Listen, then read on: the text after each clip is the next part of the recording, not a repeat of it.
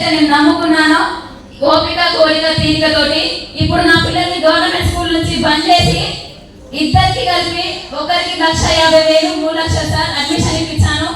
ఎందుకు అని అంటే నేను మీటింగ్స్కి వెళ్ళి రావడానికి ఇంట్లో నా పిల్లల్ని చూసుకోవడానికి ఎవరు లేరు. హాస్టల్తో పాటు నా పిల్లల్ని వేసుకున్నాను.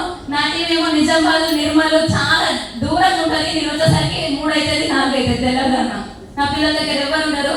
సో దానికోసం నా పిల్లల్ని హాస్టల్ వేసుకున్నాను. సో ఇప్పుడు ఫుల్ టైం వెస్టింజే జరగాలని డిసైడ్ అయిపోయాను. నా గోల్ వచ్చేసి డిసెంబర్ 3 లక్షలు అక్టోబర్లో సో ఎస్యూవి మహీంద్రా షోరూమ్ నుంచి కాల్ చేయబోతున్నాను. సో నాకు ఈ అవకాశం ఇచ్చిన మీ అందరికీ థ్యాంక్ యూ. నేను లాస్ట్ ఒకటే మాట చెప్తాను. కొంగల్కలంలో రేవంత్ రెడ్డి మీటింగ్ కి లీడర్స్ అందరూ పోయారు కదా, అక్కడ మీటింగ్ పెడితే ఎంతో మంది అవాక్ అయ్యారు. కానీ ఎంఎస్ఆర్ మీటింగ్ పెడితే కొంగల్కలంలో హెడ్ లైట్